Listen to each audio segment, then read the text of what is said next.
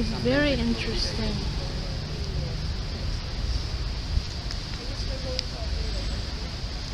So after Portugal, we go Oh, after what time?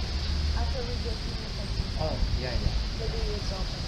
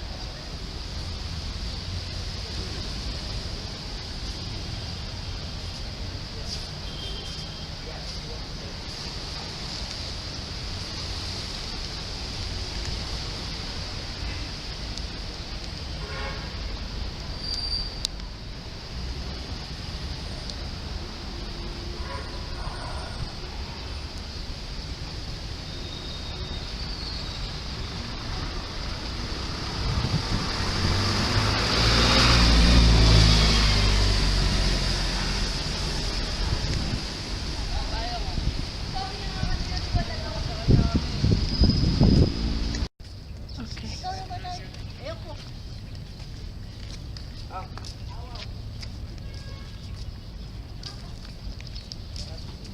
Rizal Shrine, you can zoom on that. On the left, typically. And then behind us, grasslands here.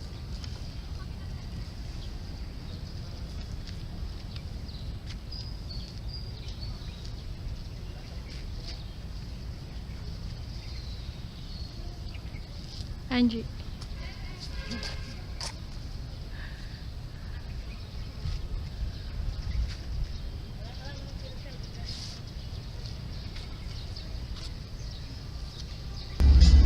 Start off at full let's in, that's what it's coming. Only a stone's throw away from the capital. It's ideal for family fun. It's light on the eye. There are other resorts great for family fun, like the Manilla and Taz.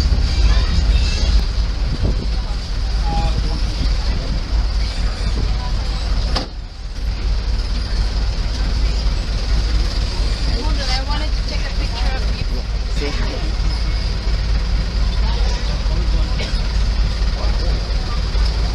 Darkness in one of the docks. We are now, right now, this is called the North Mine Wharf by the Americans, and we have the engineers dock are out there. All of these were then operated by the U.S. Army, so they are known as Army docks. On the south side, we have docks for the Navy dock.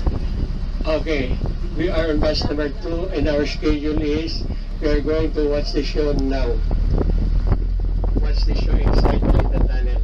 Question, do you have tickets for the show? Do you like to watch the show? Okay, lunch at that. That's where General MacArthur boarded his TT boat 70 years and 2 days ago today for Mindanao. From Mindanao, he was flown by B-17 bombers to Australia. They were supposed to land at Darwin, but on the day Darwin was under siege, it's being raided by the Japanese. So they landed 50 miles of Darwin to Barcelona Airfield, Big Mount. So we are now at the mouth of Manila Bay, 26 miles, nautical miles from Manila. But the handling corridor, 2 great battlefields in the Second World War, Pacific Theater. So our story today is about World War II. Okay, I'm old, but I was not in that war. Yeah. Malinta Hill to your right. We have the tunnel inside that hill. Malinta Tunnel. To be able to watch the show, you are going to walk. Walk inside the main tunnel only. Walking, stop and go. You walk, stop, walk, stop, walk, stop. 30 minutes. It tells the story of the Second World War. Okay, rooms to the right. Those were then shower rooms and dressing rooms, because the area down left that used to be the swimming area for the enlisted men, American time. Okay, in just a while we're going to pass by the north entrance of the tunnel, which we now renamed to Quezon Lateral, in honor to our President, Manuel Luis Quezon.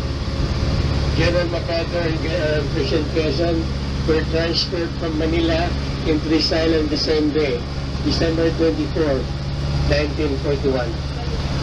Our President stayed here only for 58 days, while General MacArthur stayed here for 77 days in this island.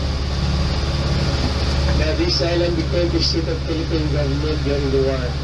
It was here on December 30, 1941 that President Quezon and Vice President Australia were inaugurated into their second term as President and Vice President of the Philippine Commonwealth. Now the 1,000-bed hospital inside. North entrance of the 1,000-bed hospital. We just passed by. To watch this show, you are going to walk from east to west. So Cesar, our driver, will be passing this way again. So please do not leave anything on your bed or simply dead marks. Many died in the train ride, boxcars ride. They traveled 27 kilometers and it took them 3 hours. It was deliberately made slow by the Japanese. So it was very hot. April and May are 2 hottest months in the Philippines. When Bataan fell, it was hot. When this island fell, it was also very hot. Now, General, if you still remember the show, General Masaru Homma did not accept when rights surrendered.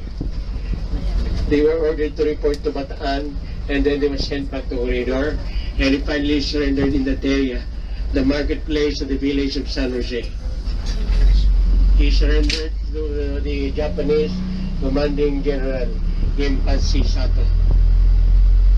Colonel Sato, let's say. 13,000 Americans and Filipinos surrendered here. Okay, we have the Catholic Church of San Jose, reconstructed on the same spot where the old Catholic Church was also located in Spanish times. This was the biggest among the 5 villages in the island. Population then, 17,000 Americans and Filipinos in Corridor. Population now, we are only about 200. Of the 200, we have 2 Americans here. They live here for more than 2 years now. After the war, we have veterans of Corridor and Bataan Association. Now the veterans are gone, but we have sons and daughters of Veterans Association. So the American here is the son of an American runner in Corridor. Okay, well, past this area earlier, the Coast Guard on your right, substation. Station of the Coast Guard in there. On the 200 that includes the South Coast Guard, we all have 15 Coast Guards here. Okay, can you see the tower? Red and white. That is GN Power, American-owned power plant, but most of the engineers are Chinese. Coal-fired power plant. Still under construction. Right, you can see one more island, that's Carabao. To the Americans, Fort Trump. And there is one island that looks like a boat just above the waters. El Fraile Island. To the Americans, that's Fort Drum. Caballo, Fort Huge. Now on those 3 islands, there are guns bigger than Corridor guns. 14 inches diameter of the barrel. And here is what they did to El Fraile Island. America's unsinkable battleship at the mouth of the bay. The Japanese occupied these mountains as early as February of 1942 and they started shooting towards these 4 islands. The Japanese registered some 1,000 hits on these, but they were surprised it wouldn't sink. So unsinkable. It took the U.S. Navy 9 years to build this one for the U.S. Army Post, from 1911 to 1920. Equivalent to 5-story building, 3 stories below sea level, 2 stories above sea level. 4 guns on top, bigger than corridor gun, 14 inches diameter. Okay, and the 1910 model. Whereas the guns, sir, you can see later on, the guns are model 1890, 1895. These are 1905, 1910 models. We are more modern, yes. After the fighting, we put up memorials. We have the Filipino Wars Memorial, dedicated to our forefathers who fought and died in defense of the freedom I'm now enjoying. We have President Quezon in front now, and President Tasmania, Vice President of Quezon, and later on became President, the Grand Old Man of Cebu. When General MacArthur came back in 1944, President Tasmania was with him. And we have, in honor to the Filipino woman, there are 14 murals in here. First one is the Battle of Mactan, then we have different revolts against Spain. During the 300 years of Spanish colonization, we have made a number of revolts against them. Some of them are in the wall. Now feeding of monkeys. When you feed that one, the next bus will be asking for food. If the next bus cannot give food to them, they will jump into the bus. Yeah, that's okay. Sometimes we will jump into the bus and grab my mic, pretend to be a tour guide.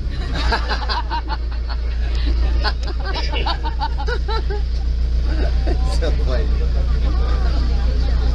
Some soldiers in Bataan eat monkeys.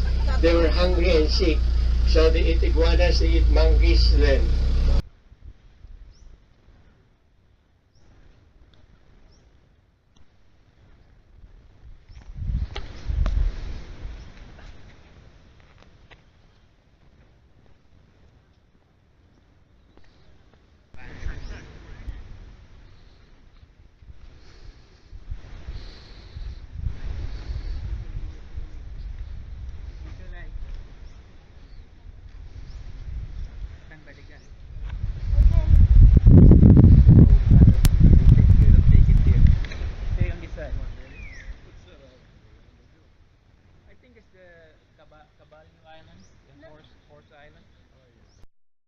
Japanese also can intersect American messages, but they cannot understand because the Americans were using Navajo Indian language, not the English language.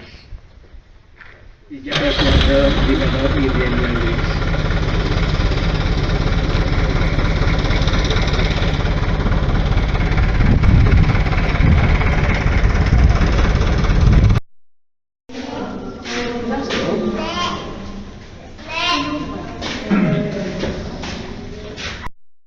The one third figure. Shut the lever, One of the seas. then raise the gun. The other one was Admiral Kincaid, who was because you the calculated. Navy. And the other one was George Kinney, the Air Force One. Instead of using degrees, They did not, MacArthur did not attack all the Japanese stronghold. Sometimes they would cut off their supplies, and just like the one. all of this on this side will have been the fragmentation. This shell, almost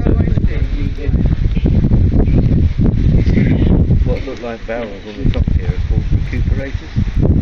They're plans so that they absorb the recoil of the gun.